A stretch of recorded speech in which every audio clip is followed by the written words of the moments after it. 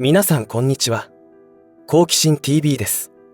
今回の動画ではどんどん加速する日本人の貧困化について情報をシェアしたいと思います。生活困窮という言葉は2020年の流行り病蔓延によって一気によく聞かれる言葉になったのではないでしょうか。バブル崩壊から30年以上も経っているわけですが、あれからずっとデフレ状態、つまり不景気が続いており、先進諸国と言われている国の中で日本だけが経済成長をしていないどころか衰退しているというありさまです。そこに世界中で起きた流行り病の蔓延によってさらに衰退が加速しています。今回ばかりは日本だけでなく先行してアメリカやイギリスが大不況となっており、国民が家を失い路上生活を余儀なくされています。それなのに日本では都内のマンションの価格高騰が続いており、日経平均も好調だとマスコミなどは騒いでおります。私などはその道の専門家ではないのでやたらなことは言えませんが、これは高値つかみさせられているのではないかと感じています。景気の良い話がある一方で、流行り病蔓延後はっきりと表面化したのが収入格差でしょう。真面目に働いていても水道光熱費はもちろんのこと、家賃や住宅ローンの滞納が起きてしまうという状況は、経済大国と言われた日本はどこに行ったのかと思ってしまうほどです。そこで今回の動画では、1、現在の日本の状況はどうなっているのか、2、今後はどうなっていくのか、3、対策として考えられることという流れで話を進めていきたいと思います。動画を作るにあたって情報を調べれば調べるほど深刻な状況が浮き彫りになってくるのですが、今世界中で起きている似たような状況は意図的に作り出されているということを受け入れる必要があると思います。つまり政府からの支援は期待してはいけないという覚悟が必要だということです。さすがにちょっと前はこんなこと言っていると陰謀論者だとか言われたわけですが、多くの方が実際に自分自身が経済的に苦しい立場になった時に初めて違和感を感じることになり、真実が見えてきたと思います。今起きている試練というものに立ち向かうには、マインド設定をしっかり調整して向き合わなければ生活が破綻することになってしまうと思います。この動画が今の状況を打開しなければならないと真剣に考えている人の参考になってくれればと思います。このチャンネルでは、自分や家族の身を守るためにできることや、日本人がこれ以上騙されることがないようにするための情報を発信しています。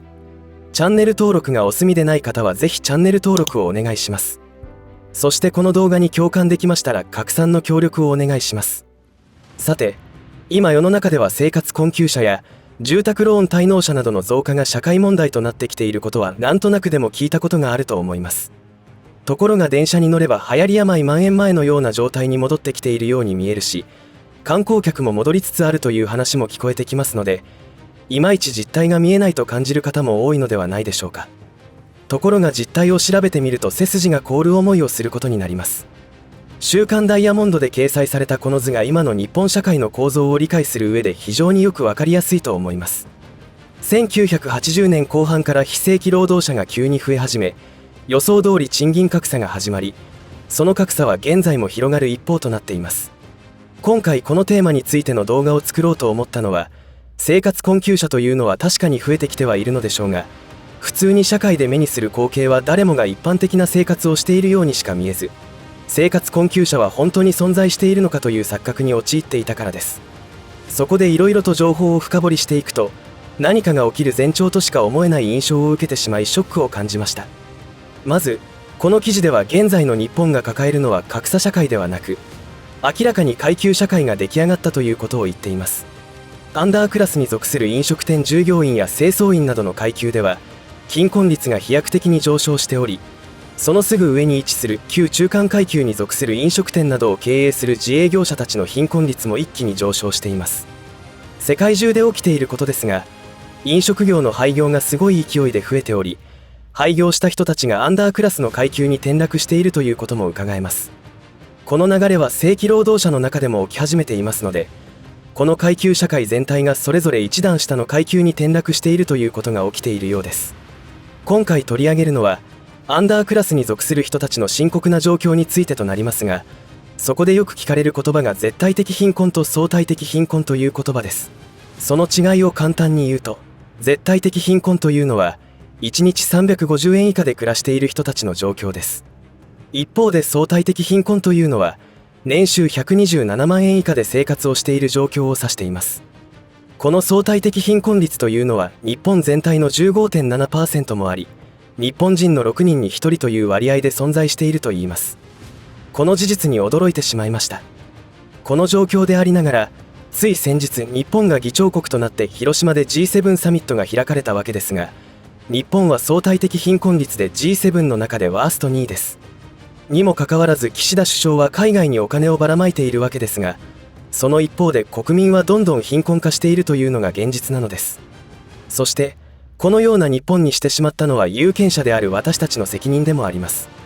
さらには母子家庭の2世帯に1世帯が相対的貧困状態となっているようです。本当に驚きです。前にも述べた通り、相対的貧困とは年収127万円以下の状態です。そして今回の流行り病蔓延によって仕事を失ったり出勤ができなくなった家庭に向けて政府は無利子保証人なしで貸付制度を行いましたが、猶予期間を終え2023年1月から返済が始まりました。それによって新たな問題が今騒がれております。どんな問題かというと、自己破産件数の増加だといいます。生活が困窮した時の貸付はもちろん助かったと思いますが、不足する金額に対しては足りない方も多かったようで、そのためにカードローンや消費者金融にも手を出していたのでしょう。生活はどんどん追い込まれている最中での償還開始にお手上げというわけです。この流れも残念ながら加速すると見られております。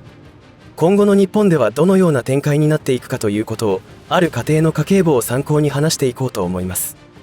この家庭の年収は392万円ということで、先ほどの新階級制度でいうところのアンダークラスということになります。月収にならせば28万円ほどになると思いますので、相対的貧困家庭ではないわけですが、これからの日本経済、世界経済の流れを考えるとどうなっていくのでしょうか。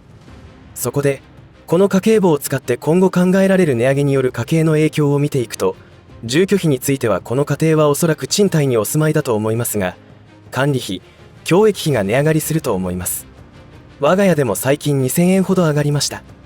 食費についてはご存知の通り食材がどんどん値上がっておりますし、